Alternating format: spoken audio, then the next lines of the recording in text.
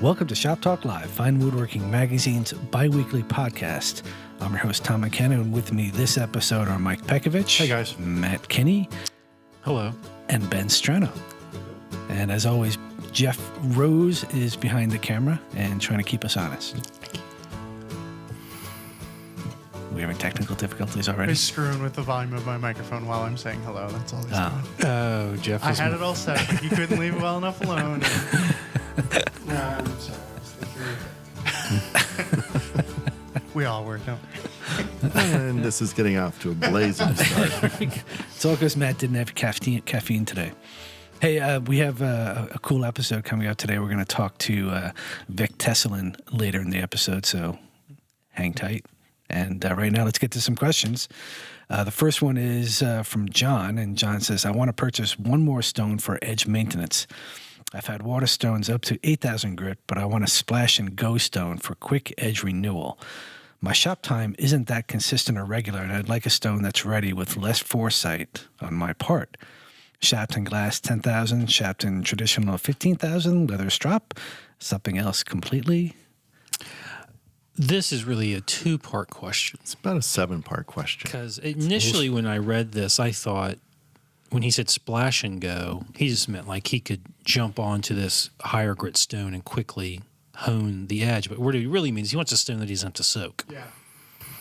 Yeah. And one, I don't know. this is a multi-part. There's several answers to this question because what he really wants is not feasible. He really needs to rewrite the question for clarity. Yes. Yeah, I mean- and then come back to us. Thank you, I think, John. I mean, the notion here is that, well, just to touch up an edge, I don't want to go all the way back through my entire stone regimen to get back to sharp. I just want a little, just a little taste of something. Yeah. Which, depending on what you're doing, we were thinking yesterday, it's like, no, I never do that. However, carvers, they always tend to touch up their edges quite a bit while they're carving, usually on a strop with some honing compound on it. And they just hit it, boom, because you have to be so sharp when you're carving. But the bevel doesn't have to be Flat. Yes. so a strop is okay. Yes. So for carving, I would say leather strop charged with a honing compound is kind of a traditional way to go. If you're talking about block plain iron, I'd say no such thing. Just Right. Because you want to keep your plane or chisel iron flat. Right. Because it's when you go back to readdress to regrind the edge and all that stuff, it's longer. It's harder to deal with if it's curved. Yes, I agree with that. Yeah. And that the more geometrically precise you are, the less steel theoretically you have to move to get back to sharp. Right. Yeah, so I think that's fine. And then So that's what I was saying. I mean, because I was thinking that too. That what he wants to be able to do is just jump on a stone, a high grit stone, very quickly and rehone the edge and go back to work. right. In my experience, that doesn't work.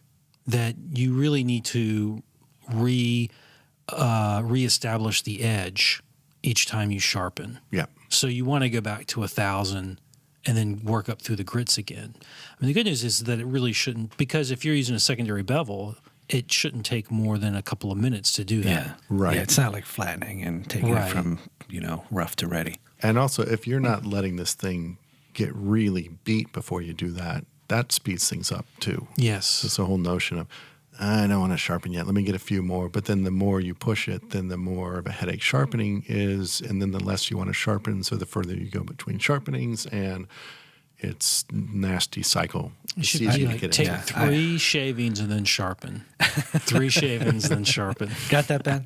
3 and sharpen. I learned a really good lesson from Garrett Hack. I was going to say Garrett too. It's funny because every time I go to see him, or I've gone to see him on photo shoots, when I get there before we start, he's at his bench and he's sharpening, and he does it every day before he does his work. He does a quick tune-up on everything he thinks he's going to use that day. Huh, that's cool. So it's kind of a smart habit, I think. Yeah. He absolutely does want something with Splash and Go. He does want something that is my shop time isn't consistent, regular, and I'd like a stone that's ready with less foresight. on Yeah, that I part, know, so- Ben, but we're kind of talking about other things right now. And we're getting Well, to I that. just want to make sure that you answer his question. Yeah. We are Gosh. going to answer his question, but we're telling him. But Because We're giving him you the guys complete always answer the picture. question. we're giving him the complete answer. This is We're being golden. mocked over I there, know. man. We're telling him, first of all, this notion that you can just use this one stone is misguided. Don't do Yes. that. And then we're going to tell him, here are some good splash and go Yeah. stones. I just- After and Garrett Yeah. hacks. All right. And I That just was gave him a tip obviously from coming. Garrett. Yeah. You know, Yes. come on. And I need my sit Garrett down. hack story in Yeah, because we're let here. Mike go here. Yeah. Because it goes Jeez. to, it relates to both Matt and Tom. So I'm like right in the sweet spot here. Well, where's me? You're in the corner right now. Yeah, you're off camera. You don't count. So Garrett had this beautiful, like Norris style infill smoother, and he was taking these amazing shavings off of a tabletop. And I asked him, how often do you have to sharpen that? And his answer, without any humor at all, was about every 8 passes. So there you go. Yeah. That is one answer to the story. Yeah. But I do want to get back to this gentleman's question because, What was the question, Ben? No. well, This is about hand saws, wasn't it? the way I handle it is, number one, if you have water stones, keep them soaking, and then there is no downtime waiting to soak the stone to get it ready to use. The other option is a shafton that you don't need to soak and you spritz it. So I think both are kind of equally fast as long as you. I think the downside might be if you're in an unconditioned shop that gets below freezing, say in the wintertime, and water stones, if they freeze, they can crack. You might want to avoid that. Like if you work in Santa's workshop, I've heard that he does not heat the workshop. No. He's Not in the He winter. is tough on the elves. There's no union either anymore. He smashed that. But yeah, so if it's a true water stone, it can be soaked continuously. And if it's one of these modern ceramic stones that doesn't need to be soaked, then you don't need to soak it. You just splash it. But what he needs to do, he either needs to soak them all the time, or if he simply doesn't want to soak stones all the time, he needs to replace all of his stones with a ceramic man-made stone, like the Shaptons or the ones that I have, which are super affordable. I'm not going to tell you what they are. No, there's Sigma Power Select from Tools from Japan. It's really cheap. It's like $230 for the set of 3. The price goes down every time you say them. It does. Well, it does because the Japanese yen is always going down against the dollar. Yeah. What kind of business lessons too? I'm So psyched. they get cheaper all the time. They're only $150. Anyways. All right. Did we get that? Did we hit it, Ben? Did we answer his question, you think? Sure. All right. He's laughing. I don't trust him. Leather strop. All right. Let's get to question number 2. This one comes from Eric. And he says, I know you guys love the twin screw vices, but I can't justify that kind of expense right now. Should I be looking at a standard front vise, a quick release front vise? What size would you recommend? And what about purchasing a pair of tail vise screws and operating them in tandem? Would this present too many racking issues? I'm doing my best to operate on a budget, so please keep that in mind as you answer. We'll answer just the way we want. Thank you, Eric. Yes. So I think that you should get the Malibu Stacy convertible. My first woodworking vise was a homemade twin screw vise with 2 wooden screws and no chain drive. It worked, because what you can do, there's no racking issue. But what you can do is sort of oversize the holes in the jaw a little bit. Yeah. And that allows it to, if you have a shaped piece or whatever, but there's no racking issues. It's just a pain in the butt. Yeah. It's a colossal pain in the butt to do both of those screws. So Yeah. it's cheap, but I wouldn't do it. It's like using a wooden hand screw, Yeah, just screw that to your bench top. Actually, that reminded me that my first woodworking vise for probably the first, 5 or 6 years I was woodworking out of college was a little Workmate foldy bench thing. It was that Black & Decker Workmate, the heavy-duty steel ones. And the top consisted of 2 maybe 6-inch wide boards with twin screws. And that actually worked really, really well. So that would be okay. Except that the workmate is no longer made. No, I'm saying if he wants to Is go it? with a vise with twin screws Oh. without going the whole, bicycle chain or the way to go about doing it, that could be fun. But, really, I think you talk about budget. The other notion of a budget is time Yeah. and effort. So, a cast iron vise that you can bolt to the bottom, put a couple wood jaws on there, get to work. Yeah. That's going to be the fastest. Yeah. You know, And you can make that work with almost anything. I'm going to recommend something completely crazy here, but we're going to John White this thing. A twin screw, not going to be a twin screw, it's going to be a twin pipe vise. Oh. So get yourself 2 pipe clamps, Yeah. That's a newfangled idea. and you can make a twin screw. Instead of having to turn it, you would just blurp, And then micro adjust with a turn. and micro adjust with Yeah, the so turn. you got quick action. Yeah. Somehow that might work. I think that was Possibly I think that not. was a method of work. Conceivably, too. yes. Yeah, No. sure. No, I actually, that was my first vice. Was it? Yeah. Well, so there. I thought your can first either- vice was cigarettes. It Sorry. was Pokemon. But there's some really good cast iron vices out there. The 2 that we have used recently for the magazine. There was a bench made by Kelly Dutton that was an outfeed table and had a vise on it, and then there was the Haramau workbench designed by Eric Tan that ran in last year's Tools and Shops. The same vise we used on both benches, and it's really good. It's sold by Lee Valley, and it's just a blue cast iron face vise. It's How very much is good. that? The large one, I believe, was in the neighborhood of $125. Yeah, that's perfect. And you want to get, I would say you want to get a larger one because then you have more jaw to work with. I think so. Yeah. Yeah, and that's not a bad price for probably is it 9-inch, the large one. It's something Or is like it 10, 10? maybe even. Yeah. Yeah. And Steve Latta just did the article on rehabbing used vices, and for us the hesitation was, but where are you going to find them really seriously? And Steve was like, I got like 5 in my garage because I find them all over the place. so and they're Steve's cheap. phone number is.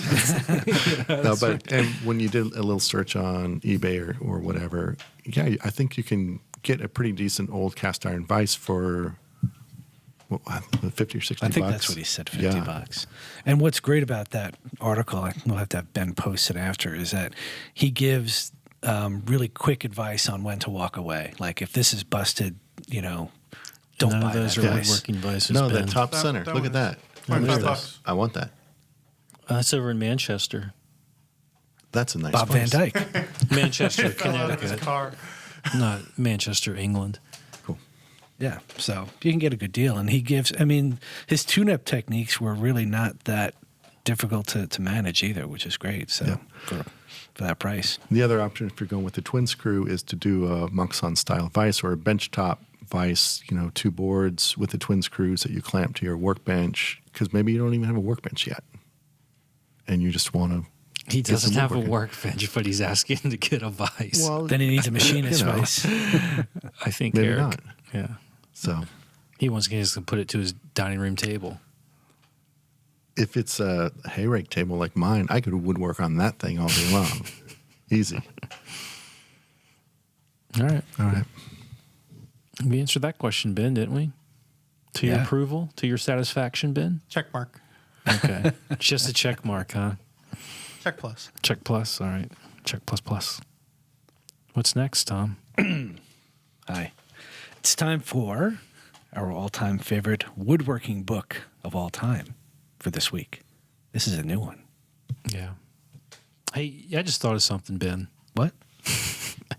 So recently, some guy on YouTube complained that this podcast was more boring than watching 3 guys fish. Can you put a video of 3 guys fishing up on the screen right now? If we owned rights to a video of 3 guys fishing, we're all about it. Well, if it's on YouTube, you don't need rights, right? To Anyways, rebroadcast. Well, it would be a video of the video. So We can talk about this off Yeah, air. okay. Yeah, we probably should. What's your book, Matt? so we're doing all-time favorite woodworking book of all time. Did Tom already say that? Did I say that? Yeah. Did I say that, Ben? Yes. Yeah. Yeah. It's a new segment, by the way. It's a new segment. Yeah. So mine is the Book of Shaker Furniture by John Cassay, which is basically just a fantastic book that has tons of shaker furniture in it. Some of it's just photographs, black and white photographs, and he tells you where it comes from. But then there are also some of the pieces get really detailed drawings. I mean, you could easily reproduce a piece of furniture based on these drawings. They're fantastic drawings, and there's lots of good information about each piece of furniture. And the thing I like about it is just that it's exhaustive. There's so much in here, and it gives you, when you look at it, so you look at the chairs, and you see that even though they all are sort of similar to one another, they're not identical. Yes. The notion that there was a single design shaker aesthetic, side chair. Yes. Right, is simply not true. Yeah. And you get to see, honestly, there are some pieces that are successes and other pieces that are not. Yes. And you get to see that, the Shakers actually did make some ugly furniture. Oh, a lot of ugly furniture. So, but they also made the pieces that they got right were some of the best pieces of furniture ever made. Yeah. So, it's a really great resource, even if you're not going to reproduce any of the furniture in it. It's a great resource to look and see how the Shakers design furniture and to get design ideas from. Yeah. Because they're very clever, not only in their design in terms of aesthetics, but also in terms of utility. So if you're looking to see, I need to make a chest of drawers or something, look here, you might find some good ideas in terms of utility. Or even a desk. What's a good height, things like that. Yeah. It's perfect. Yeah, I mean, a lot of that, the Shakers really strip down the form to its sort of essential elements. So this is really their kind of blueprints for, you can kind of turn these things into whatever style you want to, but it's a good foundation. And the illustrations, I think, are phenomenal. They're very terse. A lot of times it's a single plate on a single page, and, with some elevations and details, but it gives you tons and tons of information about how these things went together. It's really actually reminiscent of early fine woodworking project illustrations. Yeah, kind of like one page, kind of figure it out. Yeah, well, Carlisle Lynch was well known for doing really beautiful illustration work, and it reminds me of that. Yeah. And they even give you like the dovetail angle. It's an odd way to give it to you. They say it's 20 degrees, but there's tons of information. Yeah, you like Shaker? You got to have that book. You just have to. Yeah, and so I've looked at this book for a long, long, long time. I think I first saw it in a library. Maybe I now own my own copy, but it is a fantastic book. It's a great book. I have two. To have in your library. One is the one that belongs to the Fine Woodworking Library. I just keep it in my office. So I'm just sort of like a... Because actually, speaking of books, I recently moved, and I was forced to confront the absurd number of books that I own. Yeah. And I went through my woodworking books, and there's a lot of woodworking books that I just aren't worth owning. I had a lot of them, and them suckers, I brought them in here and gave them away to people. Suckers. How many did Ben get? I don't know how many Ben got. I don't think you offered me one of them. You might have been gone. I don't remember this at all. Yeah, I think you were gone that week. Of course. They're in the conference room on the windowsill. And then they'll stay. They're plant holders. Yeah. So I'm actually going to get rid of more. I'm going to get down to my essential collection of woodworking books, and Cassay will be one of them. Kiss Cassay. Yeah, Kiss Cassay. Cha-cha-cha. How about you, Mike? What's your book? This is a book more on sort of the philosophic end of things. It's called The Unknown Craftsman, A Japanese Insight into Beauty. It's written by Setsu Yanagi. I probably mispronounced the first name. I apologize. He was basically writing about the state of handcraft in Japan at the turn of the 20th century. He was born in like the 1889 or something like that. So, and basically there's a really strong parallel between what he was talking about, which is basically sort of the value of handcraft in an age where industry and mechanization was really sort of coming to the forefront and doing away with all that. And if that sounds very similar to the arts and crafts aesthetic and philosophy, again, happening at the turn of the century in response to Victorian furniture over ornamentation and over sort of mass production, I think there's a very, very strong parallel. And if that sounds familiar in terms of the beginning of this century with the resurgence of handcraft, with the resurgence of a maker movement, with things made by real people, I don't think any of that is a coincidence. So this book, while it's not really about woodworking, it's really essays on old Korean pottery as appreciated by the Japanese culture. It speaks to some really cool insights which have really sort of influenced my work. And when people ask me sort of, what are the influences, they usually think in terms of styles, like Shaker Arts and Crafts, which, but really I think what drives the work I make and I'm most influenced by are certain philosophies. I think a philosophy that drives the way your work looks and functions can lead to kind of much deeper and more resonant aspects to work rather than sort of thinking in terms of the superficial. And I have some selections highlighted here. Oh my goodness. One selection. I also own that book. It would stay in my collection. That's a great book. Yes. So he's speaking a lot in terms of the notion and the difference between art and craft. You do know that no matter how interesting what it is you're about to read is, it is going to be torture. Ben's going to put some tracks. No, this is good. Put some tracks behind it. Oh, yeah. Did I know I was going to get a hard time no matter what this said? Yeah, absolutely. Yeah. Is it a short treatise on sponges by any chance? Can you do it with an English accent? No, I can't. This is this is basically a small statement on the nature of craft, meaning useful objects, and the importance of beauty within craft. Okay, the special quality of beauty in crafts is that it is a beauty of intimacy. Since the articles are to be lived with every day, this quality of intimacy is a natural requirement. Such beauty establishes a world of grace and feeling. The beauty of such objects is not so much, and this is really cool, the beauty of such objects is not so much of the noble, the huge, or lofty, as a beauty of the warm and familiar. Here, one may detect a striking difference between the crafts and the arts. People hang their pictures high up on walls, but they place their objects for everyday use close to them and take them in their hands. So that's it. I don't know. That's cool. So saith the mic. So, yes, so saith Yanagi, which is basically saying, furniture is there to be used, and we interact with it. And the beauty and the usefulness of furniture comes with that interaction. There you go. Yeah. Next time, Mike's going to tell us about his book on number 2 pencils. Actually, if you notice, Matt, I've got 2 more tabbed pages, and I will not read those today. You're not going to read those. You are not. Okay. You can read them to us at lunch, Mike. Very good.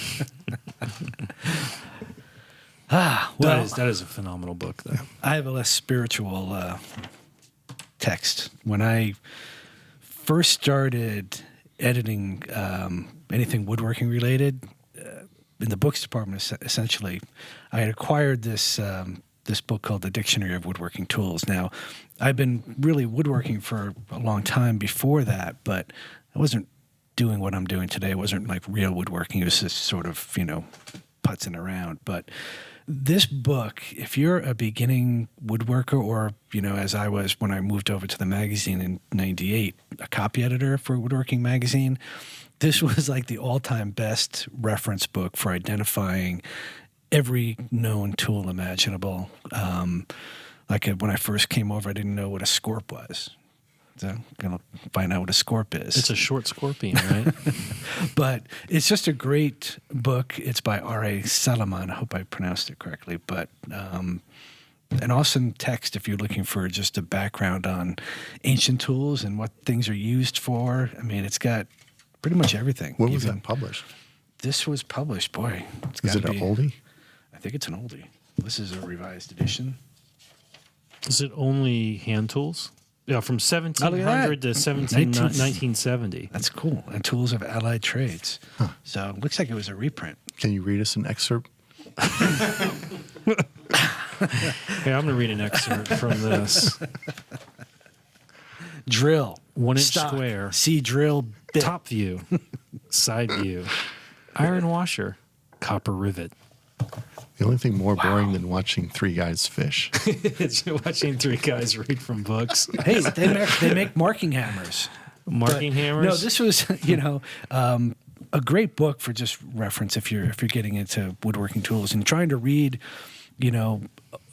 articles on, particular hand tool work, where someone is doing something that is sort of out of the norm, like kind of maybe a carving, or we're doing an article with David Fisher on carving a bowl, and he uses some tools that are not within the norm. So just a good reference for beginners. Are we?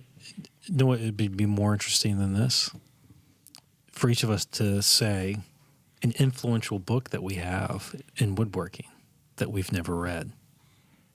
It's one and the same. Mine's the same book. Those are the only 3 passages that you read in that book. Come on, man. There's a lot of words in there. I'm a picture guy. All right. All right, we're moving on. Yeah, I'm not going to say which one mine would be. Where are we? Oh, question number 3. This one is from Jim. And Jim says, I've decided to purchase a nice fret saw for cutting the waste out when cutting dovetails. Given all that you have to say about bandsaw blades, I thought you might have some specific ideas about fret saw blades in terms of TPI and thickness. Teeth per inch vary from 14 to 30, and the blades get thicker as the TPI goes down. Yeah, there's that a Guess question? that's a question. Or still? And what do you use in your saws? I don't have a fret saw, so I'm not going to dive in on this one. I will say the thing that we say the most about bandsaw blades is it needs to be sharp. That's the thing that we say. Got to replace it when you need it. You got to replace it. And yeah, so that's the first thing you want to use a sharp one. And I'm not being a smartass, but that's what you want to do. buy them in bunches. Buy them in bulk. I know which ones I use, Mike. So I use blades made by a company called Pegos. I do too. Which Chris Gochner recommended to me many years ago. I then saw other people recommending them around the woodworking world. They're very good blades, and that's what I use in my coping saw, and I guess in my fret saw. Yeah, I mean, fret saw blades can get like almost microscopically small. So the general rule of thumb is you go for the coarsest, most aggressive fret saw blade you can find, because it's still going to be really fine, and I find I can still get them down into my saw curve really easily. And I think I use something, I think it's a 12 TPI skip tooth blade. So for a fret saw, it's really aggressive. However, it still has its limits. If you're doing like drawer size, 1/2 inch thick, especially if it's pine or softer wood, yeah, fret saw work really good to get rid of the waste. If you're doing a 3/4 inch thick oak case piece with dovetails, and you got to go back up to the coping saw, because the fret saw blade is just not going to do the work for you. Yeah, that's why, I own a coping saw with lots of replacement blades, but I've never felt the need to own a fret saw. I've always associated it more with veneer cutting than anything else, but I'm clearly wrong. As I've seen more guys using it. So. Yeah, and that to his point, the difference is the fret saw blade, you can sneak right down the saw curve, do a little right-hand turn or left-hand turn at the baseline, and saw just right along that baseline. Yeah. And then you're ready to put that chisel right in your score line and pop the rest of the waste out. There are some coping saw blades that will do that. It just all depends on the thickness of the saw curve. But there are some coping saw blades that allow you to do that. Not mine. No, mine are. I have good blades, but I can't get. I'm still nibbling out that inside corner when I do hand cut dovetails. So. Yeah. I definitely do need to do more research on good coping saw blades, because I'm more of the hardware store. The 5-pack saw with a variety of different teeth in there, sort of thing. Just look at Chris Gochner's review of coping saws from. Where's that? It was in Fine Woodworking magazine. Oh. Are you familiar with that? Who's Chris Gochner? Chris Gochner. He's one of the contributing editors there. You guys should maybe look in the magazine every now and then. I know. You know who might give you really good advice on fret saw blades? If you're Chris Gochner, but also Tim Coleman. Huh, yeah. He uses them all the time.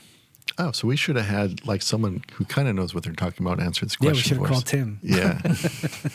Tim, if you're out there, Well, call us. We kind of know what we're talking about. That's what you just said. All right. I think did we answer that? You think, Ben? Check.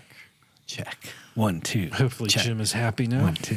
Chow, chicka, chow, chow. Hey, well, let's move on to something a little bit more fun than fret saw blades. I don't know if we could ever top that, actually, but we're actually going to be chatting with Vic Tesolin, hand tool woodworker extraordinaire. So Vic has agreed to join us today to answer a couple questions and chat with us about hand tools and other fun stuff. So thanks for coming on, Vic.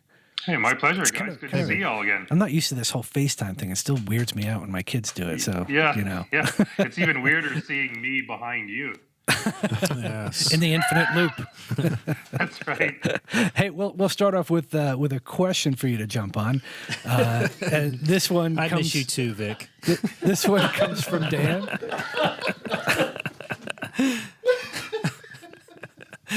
Not sure if he's imitating a fish or he's just Finding Nemo. Yeah. It's going to be a lot of editing here. A lot of dead time. No, it's not. So you watch yourself. That's right. All right. So this one comes from Dan. And Dan says, on my next project, I'm going to attempt a cabinet on stand. I would like to make some curved, flared legs like the ones found on the Kumiko cabinet by John Reed Fox.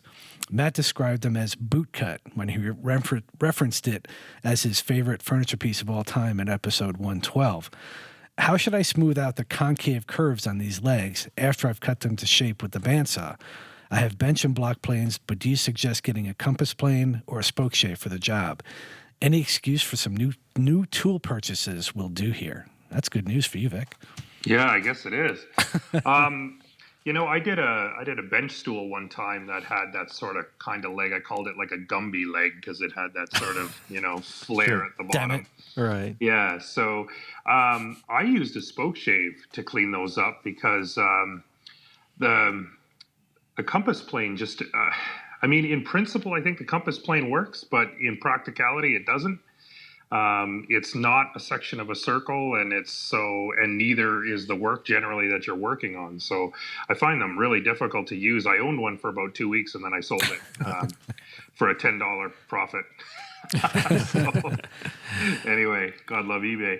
But I found that the spoke shave was really the easiest thing to use. The other way you can do it too, which I've tried, is using a form and then pattern routing it. So if you go that route, you still have to do some handwork to get the router marks out now, but and then you have to be really careful about grain direction because you very easily transition from going the right way to the wrong way near the bottom or the top of the legs. So you have to be really careful. But a spoke shave to me is probably the best option, I think. Hey, Vic, Yeah. In regard to spoke shaves, I'm sure you're asked all the time, is a flat body spoke shave fine? Do I need a curved sole? What do you recommend? What do you use best? Or what do you use the most?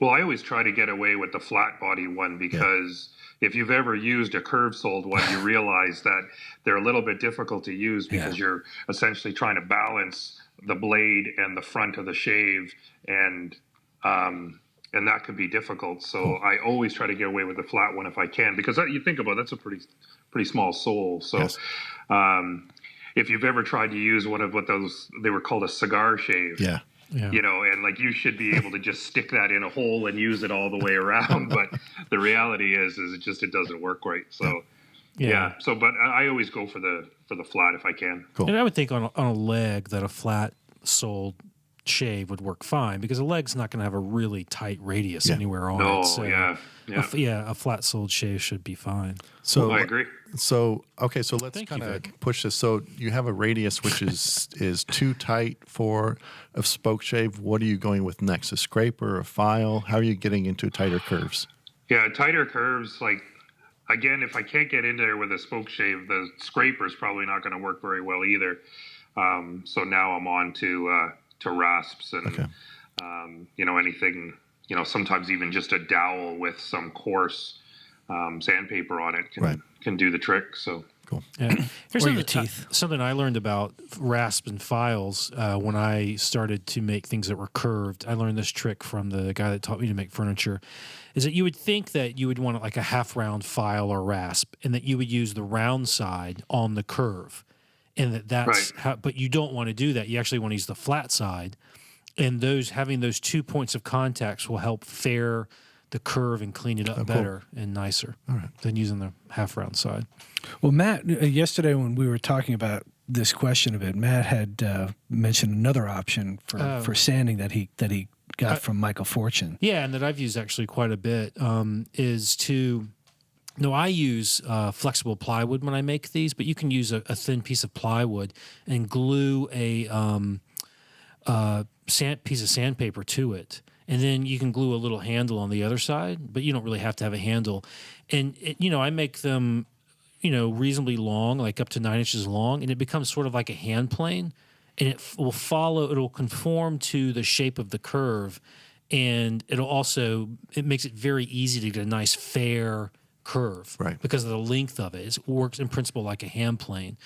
So something like that works fantastic too. And flexible plywood, you can usually find at like a construction lumber yard. It's usually 3/8 inch wiggle wood, something like that. Or you can use like 1/8 inch plywood, which you can get from somewhere like a woodworking supply store. Cool. Well, and I think the technique you choose is going to depend on how good you were at the bandsaw. Yes. If you get a nice clean cut at the bandsaw and it's not lumpy and kind of a big mess, I think that would work perfectly. You would probably be the quickest way to do it. But if you end up with little lumps that you have to kind of fair out, you're probably wanting to look at a different approach. For sure, yeah. Yeah, I think the toughest tool to use in terms of fairing inside curves is a spindle sander, because there is no bearing surface, and it's so easy just to get the little scallop dips there. But if you go, there was an episode. What was that episode, Ben, where I demonstrated the correct technique for a spindle sander? Yeah, I forget what that was. That was a disc sander. It was a disc sander. Yeah. Never mind then. The disc sander shake. the shimmy. It's Oh, the that's same, right. It's the shimmy. same technique, though. It really is. It must be, yeah. That's awesome. Shaking that thing. Yeah, I know how to work a spindle sander. That's what I heard. Sorry, Vic. Yeah, What are you talking about? This is the cleanest conversation Vic's had in like 3 months. Yeah. I don't know. I'm picturing Matt with the spindle sander, and anyway, doesn't matter. think leather chaps and an apron. Oh my goodness. Why? Why would you do that? Just getting you ready for the next segment. Yeah. Oh, great. Okay. This Ben should be didn't good. warn me about this part. This should be good. Every once in a while we confess to a tool bomb that we've purchased, something that we thought was a good idea at the time that really didn't turn out so well. So I'll let you go first if you want, Vic, or if you want to wait and hear others. Well, I think I already alluded to it. It's the compass plane. I mean, There it is. I bought it to do I had done a curved front door, and I had used a lamination technique using a similar product like Matt was alluding to, the bendable plywood, and you create it over a form with layers of veneer in the center, and then that locks everything up. But then you still have to do an outside banding of solid wood so that it's stronger. And so I got this idea thinking, well, on the inside curve, I can just get one of these compass planes, and that'll be perfect to fair all that out so it's nice and flat, and then I could put my final layer of veneer on. Anyway, so I ended up like with a 3-week delay on the project because, of course, I ordered it on eBay and had to do all the research because if you go on to I don't know, guys, if you have these in the States, it's called a woodworking forum. Anyway, you can get really lost on one of these things in a lot of information, but basically Stanley made 2 different compass planes, one that had the kind of teeth that meshed together, and then the other one where it had like a central screw that kind of bent everything, and everything that I read said, get the one with the screw because the teeth break, and anyway, all of that to say, what they didn't cover in the forum was the fact that both are useless. And so theoretically, they work fantastically. And in my mind, when I used it, it worked really well. But then when it came time to actually using it, what it turned into was a large version of the same problem we were talking about earlier with spoke shaves, where you're trying to balance the blade, and what you only get is like the front of the plane actually touching. Okay. So you end up actually having to tighten that curve more than the actual curve that you're working on, and then you're into this crazy balance situation trying to get it to cut. And then of course you've got the problem where there's not really a good frog, and everything's can move, so you can just imagine the chatter that this thing was spitting out. Anyway, so I got frustrated with it, put it on eBay, sold it for $10, and vowed to never ever use a compass plane again. There goes my idea for your birthday present. Yeah. Because I have one. Do you? Get rid of it. Do you like it? I used it once when about 9 years ago when I first came to the magazine, and it actually worked pretty well. Okay, what It's were you the doing with it? I was Shaving his shaving beard. legs that were curved. Okay. Yeah. It's the same kind you had, the kind with the screw adjustment. It was, but it's funny. I got it, and it was clear that it had probably never been used. Right. Yeah. But now it just sits in my shop. I don't use it. That could be my tool bomb, but it's not. What is Cool. your tool bomb? So my tool bomb is something else, which I was so psyched to get when I got it, which is a 12-inch disc sander, a nice old one. We just mentioned what did you call it? The disc sander shuffle? Shimmy. The shimmy, the shake, yeah. Because the shuffle makes me think of the truffle shuffle, and nobody wants that. That's just mushrooming. What? The truffle shuffle. Come on, Goonies.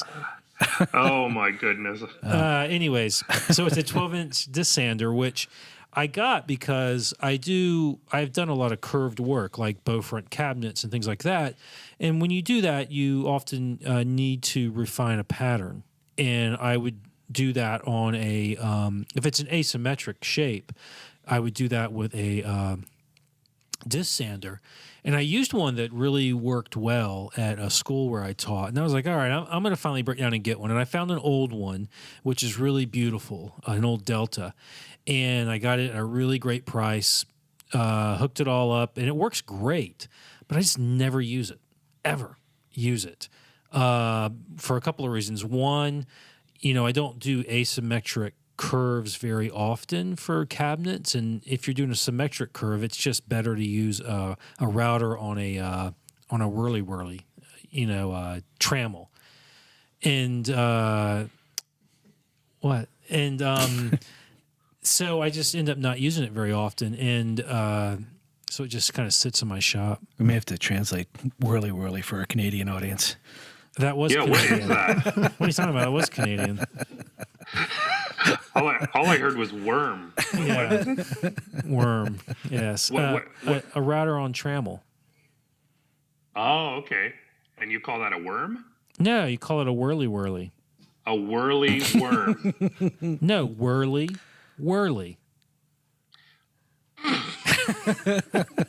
You guys are killing me.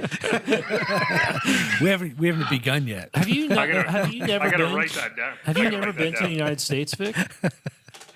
I've heard of it. He's got the next April Fool's Lee Valley topic. Yeah, he's gonna be mad.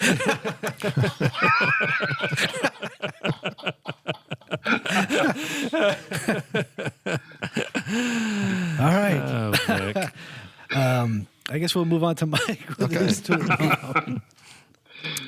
Actually, as you were talking, Vic, I would definitely say the spoke shave with the curved bottom for exactly the same reason you were just mentioning. But I'll go with my original tool bomb, which is not really a tool bomb per se. It's more falls under the category of the law of unintended consequences. And so one of my favorite tools of all time, of course, is the Ticonderoga No. 2 pencil. and I would buy them by the score, sharpen them, and because I always left them wherever I was in the shop, I slowly began to acquire deposits of number 2 pencils wherever I needed them most, and that worked out really well. I mean, other than trying to keep track of a single pencil. So that's all good. But recently, within the last year, I started wearing a shop apron. And one of the most important parts of the shop apron is a little pencil pocket up top. I can keep a couple pencils in it. So that's good. So I'm never without a pencil. Here's the problem, and I don't really know what the solution is just yet. It's that because I'm always using the same 1 or 2 pencils, they're never sharp. And I didn't realize that the benefit of having a million pencils in your shop is that you don't use them that often, so they're always really sharp. Well, so now I've got just a couple pencils in my apron, and they're never sharp. So what I end up doing is, even though I have those in my apron, I go around my shop looking for a sharp pencil, but they're not there because I don't need them in those places because I have them in my apron. So I'm stuck with consistently dull pencils right now. I think, Mike, we need to have sort of a session where maybe a visual guide will help, where we explain what the segments are about to you. Because how is that a tool bomb? I don't know yet. I don't have sharp pencils. That's my tool bomb. He's working on it. What in the world? And I'm sure it's going to take more than one session. I think it is. So I don't know. You know how you have like a little pocket plane? The like tool a block bomb plane? is your apron. I don't want to go there because I love that thing. You have to glue that's it. glue a sharpener to Everything it. was fine until the shop apron came in. Because who made that apron? It's like Ferret and Cheese. That was the name of the company that made your Knife and flag, and it's a wonderful apron. So maybe Ferret and cheese. so I'm maybe going to write that one down, too. at the bottom of every pencil pocket there needs to be one of those little pencil sharpener. sharpeners. So In you your put pocket. it in and give it a twist. But then where's all the stuff going to go? It's like open. And it just falls out. Yeah. Okay. Okay. Wow. I'm good. So, Mike, I might have a solution for you. Oh, good, Vic. What's up? So I always, in my apron, carry an apron plane. Yes. And the main reason that thing is in there is because I personally can't abide the use of a mechanical pencil in the shop. Yes. Because Neither it can I. leads to swearing and drinking. Yes. And so Those are I good always use my apron plane to sharpen my Oh, pencils. there you go. And then the nice thing about that too is if I want to reference off of a surface, I can put like a nice kind of like almost like a right angle. A chisel edge. Yeah, chisel tip. Yeah, on the pencil. And then when I'm done with that, I just use the plane again to clean it up. So Okay. I have an even better solution, and I know that these haven't made it to Canada yet, but they're called pencil sharpeners, and they will fit in a pocket, and then you can always have it with you. here's the problem with the pencil sharpener, though, is that they put too blunt a tip on pencils. Yes. I like a You shallower need a angle. long point. Yes. Yeah, you need a long point. Not the And pencil you can sharpeners only I have. get that. I'll Oh, send no, you. you've got. I Yeah, got it. send me one. Yeah, I Yeah, will. because you has use a little German golf one. pencils. Huh? I use golf pencils. Yeah, with like a That I s- 45-degree angle I, tip. I steal them from putt-putt courses all over Connecticut. Walks the course. All right. Well, Goodness. my tool bomb, I don't want to disparage it, but years ago, I bought a tenoning jig for the table saw, thinking, oh, yeah, this is because that's how I used to cut my tenons. I used to use one of the tenoning jigs in the fine woodworking shop, and it worked fine. And of course, after I bought this tool at a tag sale or a use, I can't remember where I bought it, but it was used in the box. The first project after I bought it was a trestle table. And of course, I can't balance a long stretcher using one of those jigs. So I wound up using my table saw and bandsaw to cut the tenons on the big pieces. And I was like, wow, that was really easy and it worked really well. And I haven't turned back. And my tenoning jig is still in the box, disassembled. And actually, when I pulled it off the shelf last night to take a picture of it inside the box, I just got covered in dust. So it's been a few years since I've used it. I don't know if Ben wants to buy it, but I had a similar experience to that where I just sold Ben mine. I didn't use it either. I haven't owned a table saw in 10 years, but my tenoning jig was literally in the box because I had the exact same experience. I just walked over to the bandsaw cut the cheeks on the bandsaw, and it was just, and you didn't have to duck all those pieces coming off of the saw there, when it lets go, which is always exciting, but it's just, I can't handle that much excitement. So I found a good use for my tinning jig. I use it to cut deli meats in my shop. Because I buy my deli meats in bulk because it's less expensive, and then I just use the tinning jig to take slices. I think he's full of baloney. excellent. Hey, on that note, Good advice once again. we're going to end this on a high note. Vic, thanks for coming on with us. It was great. And My pleasure, guys. The check is in the mail. Yeah, is it? Yes. Thanks a lot. I didn't know Vic. there was going to be a check. Talk to Ben. No, kidding. Hey, thanks again. My pleasure, guys. It was good Thanks, seeing Vic. y'all. Take care, Vic. Bye now. Bye. Well, that was cool having Vic on. Let's get to our next question. This one is from Mike, not this Mike. What is the point of doors on tool cabinets? It seems like the cabinets are open all day when the dust is flying and closed at night when the shop isn't in use. Is it just a matter of wall space or appearance? Does anyone ever close the doors to their tool cabinets? I do. Yeah. That's why you have them. I do You close them. once in a long while. I mean, to Mike's point, yeah, the doors are open almost always, but I do think they serve a pretty good purpose rather than say, well, why don't you just make your wall cabinet, 2 feet wider or whatever. For me, I like this. Number one, I like the space behind the doors when they're open. So my case is, I think, let's say it's 10 inches deep, and my doors are maybe 3 inches deep. So even when they're fully open, I still have like 7 inches of space behind them, which is, for me, wall space is really valuable in my shop. So I have, on one side, I've got my calendar. So I never see that because my door is always open. So that's not a good thing. But on the other side, I have my clamps. Wall-mounted clamps extend right up to the edge of my tool cabinet. So with the door open, I have a lot more access to storage. And then if I need to get to the clamps, I just close my door, and there's the wall space. The other thing is that doors, in my first cabinet, my doors were just flat panels, and I had tools mounted to that. In my newer cabinet, they're deep. Again, they're like kind of 3-inch deep boxes. So, and then on the face of the boxes, I have a fold-out panel. So I've got storage on the outside of the panel. I can open it up. I've got storage on the inside of the panel, and then storage on the back inside of the box as well. So it kind of triples the surface that you can mount things to, which is really cool because a lot of things that are fairly shallow, like chisels or triangles or rulers or fretsaws, don't take up a lot of depth, but they do take up a lot of surface. So I find that the more surface area I have for storage, the more efficient I can be with my tool cabinet. So I like my doors, and they are open all the time, but I still like them. So I use, this year, or last year, I guess, I bought a big heavy-duty plastic tool cabinet at, Lowe's. And it was just to have something really quick because I was cleaning out my shop and I realized, I don't have any real good shelving. So I bought this, but I keep the doors closed even when I'm in the shop because I work in a basement and it's very damp, and I keep desiccants, and I use the desiccant mats inside the cabinet to help prevent rust building up on the tools. So for me, it's kind of a necessity. If I forget to empty the bucket for the dehumidifier for a couple of days and happen to leave a hand tool on my workbench, or if the door is open, I can start seeing flash rust almost immediately. It's how damp it gets in the summer. So. Yeah, that's a really good point. I didn't think about that. What?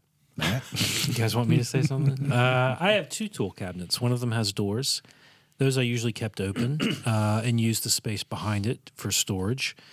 My other tool cabinet, which is the one I use more now because it's made to come apart and fit inside the cab of my truck, which means it's when I teach or go to demonstrate somewhere, it's easy for me to pack up and leave.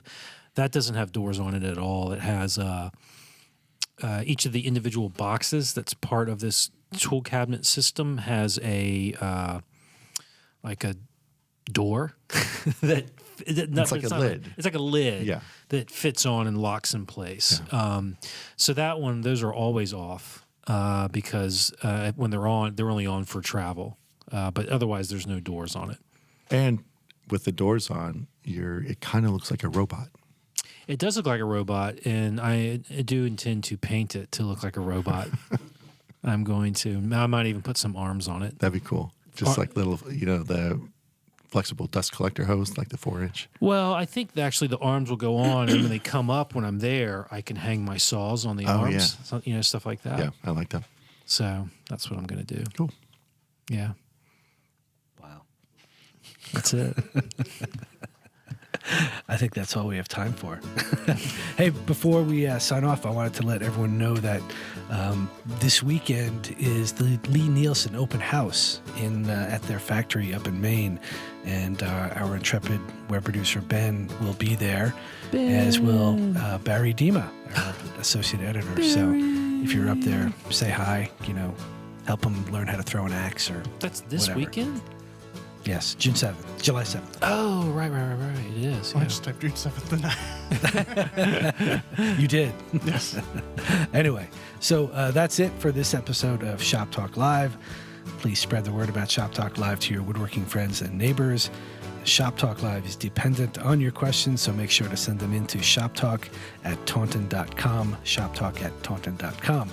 You can subscribe to the podcast via iTunes, and while you're there, please give us the 5-star rating, and don't forget to leave your comments. If you're watching on YouTube, please click that thumbs up button. Finally, you can keep up with Fine Woodworking on Instagram and on Facebook, and look for all of us on Instagram as well. Thanks for listening, and have fun in the shop. Done. Dun, dun, dun. Still more fun than watching three guys fish.